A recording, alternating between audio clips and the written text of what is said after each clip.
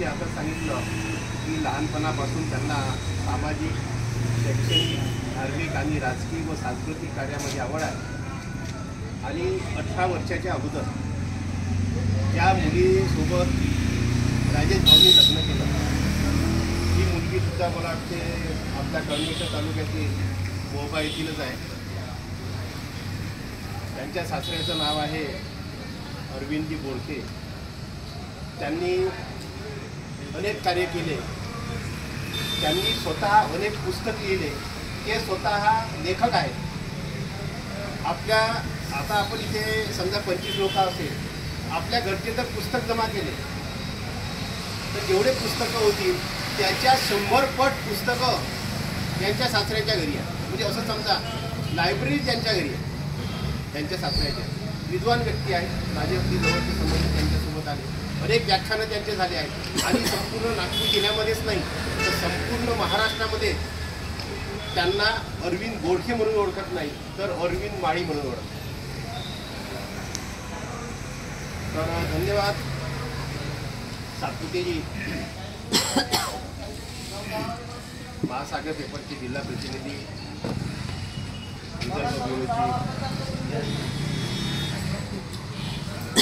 त्याचप्रमाणे आजचा जो कार्यक्रम त्यांनी आयोजित केला असे आमचे श्रीखंड साहेब आणि जे विदर्भ संघटनेचे पदाधिकारी आहेत, संजयजी चौधरी, आमचे महेंद्रभाऊ सातपुते, जीवन बागडे आणि विदर्भ कलाकार परिषदेचे सरचिटणीस हरिभाऊ वाहने, त्याचप्रमाणे सगळी मंडळी आमचे मागे साहेब,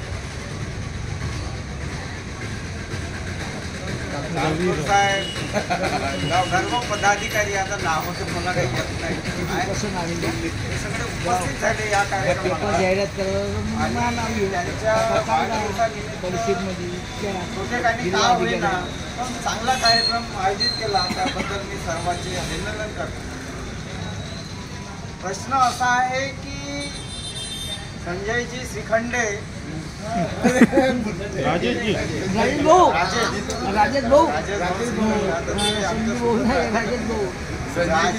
श्रीखंडे यांचा स्वभाव मन मिळव। आपल्याला असं वाटते का ते साधेसुधेच आहे, आपण म्हणलं तसं बोलते, आपण म्हणलं तसं, असं नाही आहे। पण त्याच्या आतमधून पहा, त्याचे विचार बहुत वेगळे, ते सर्वांना घेऊन चालणारे व्यक्ती आहेत।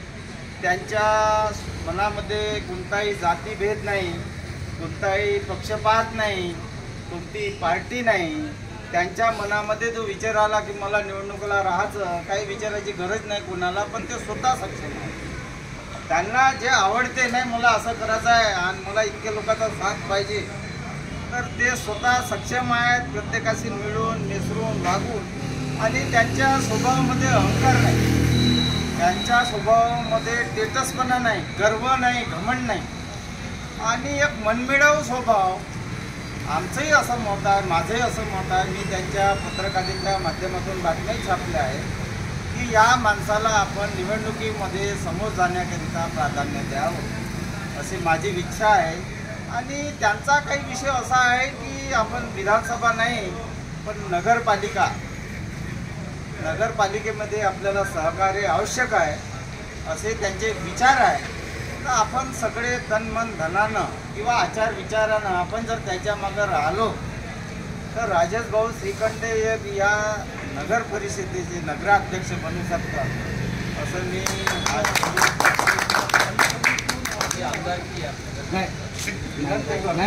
राजेश भाऊ एक सक्षम सामाजिक, धार्मिक, राजकीय, सांस्कृतिक, शैक्षणिक कार्यामध्ये अग्रेसर असल्यामुळे आपला एक प्रतिनिधी म्हणून विधानसभेमध्ये किंवा नगर परिषदेमध्ये पाठवावं अशी सर्वांना विनंती केली। बहुत बहुत धन्यवाद। त्यानंतर आपले सर्वांचे सुपरिचित कळमेश्वर पंचायत समितीचे माजी सदस्य, भारतीय जनता पार्टीचे नागपूर जिल्ह्याचे नेते भाऊ होते, हे आजच्या प्रसंगी अध्यक्ष भाषण करतील।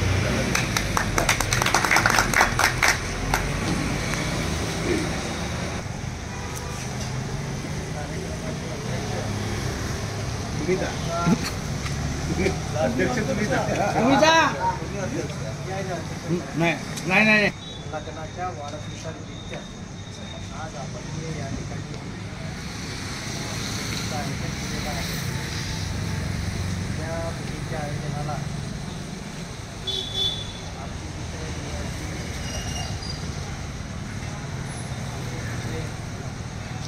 ठाकरे साहेब, आमचे संजय भाऊ चौधरी अतिशय जनजागृतीमध्ये चांगलं काम आहे. आमचे अरुण भाऊ महाले, आमचे मांडे साहेब, आपले तालकोजी, सर्व परिचित असलेले काही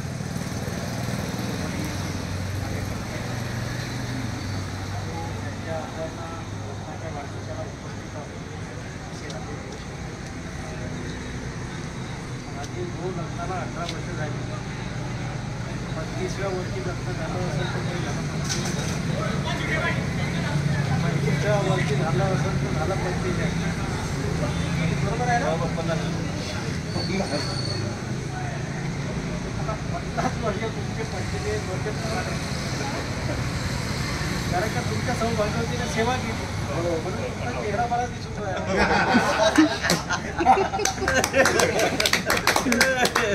राईट.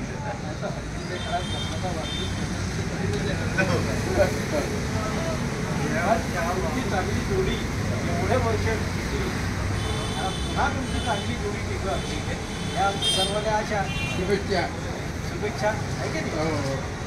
दुसरी गोष्ट अशी आता राहिला तुमचा राजकीय विषय नाही विषय ठेवलाच पाहिजे. हां तुम्हाला तुम्ही ग्रामपंचायतची सदस्याची तिकीट मागाल तर सरपंच व्हा. आता सरपंच झाले तरी पंचायत समितीने मागायला तिथं पंचायत समिती याला नगर परिषदमध्ये आहे. तर ह्या साऱ्या गोष्टी कसं आहे आपण तर कोणत्याच गोष्टीचं लक्ष ठेवलं नाही. तुम्ही लहानपणी सायकल चालवता पडली, सायकल सोडली का तुम्ही? मोटरसायकल आली, 4 चाकी आली. म्हणजे म्हणण्याचा अर्थ माणूस कसा आहे प्रगतिशील आहे, पण तो राजकारणाचे का समाजकारण बरोबर आहे की नाही. आता तुमची इच्छा जी असेल तिकडे नगर परिषदमध्ये जायची, सदस्य व्हायची, अध्यक्ष व्हायची, विधानसभा राहायची काही म्हणणं नाही. चांगली गोष्ट विचार केलाच पाहिजे. पहा तुम्ही कोणत्याही गोष्टीची पुढं आता ती 97 मध्ये ग्रामपंचायत सदस्य त्यानंतर लावता पंचायत समितीपर्यंत पोहोच. आता बरेच लोक म्हणते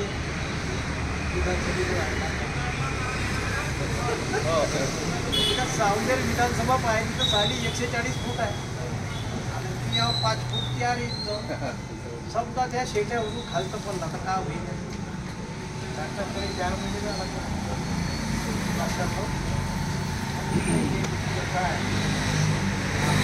आपण पाहायला पाहिजे की आपली कुठपर्यंत जाऊ शकते, आपली उडान कुठपर्यंत जाऊ शकतो. त्या हिशोबानं आपली उडान चालवली त्याच्या हिशोबाने असं माझं मत. आता पुढे तर काही म्हणते उभे नाही करावं म्हणते, बिलकुल नाही राहत. म्हणजे तर सांग घरी कर तिकडं तर आम्ही पुन्हा गेली आणि ह्या राजकीय दृष्टिकोनातून ह्या आपला जो राजकीय मोर्चा आहे त्याच्यामध्ये पार्टीचं बळ पाहिजे. पार्टीचं बळ असलं ना तरी चालत नाही. तुमच्या नशिबातही पाहिजे. काही गोष्टी नशिबात आहे. आपण पाहतो का भलताच आमदार पद्धतीनं भलताच आमदार खाली चालला जाते. या गोष्टी राजकारणात वड पुढे येईल. पण हे सारं मागं पुढं झालं असं तर आता तुमचे 50 झाले, 45 झाले. आता जे काही दिवस घ्यायचे हे सौभाग्याचे जास्त कारण का जवान कोणात तुम्ही बरेचसे वेळ काही दिला नाही. तिकडे पाहिलं तिकडे पाहिलं म्हणजे सामाजिक कार्य माझ्या म्हणण्याचा अर्थ नाही.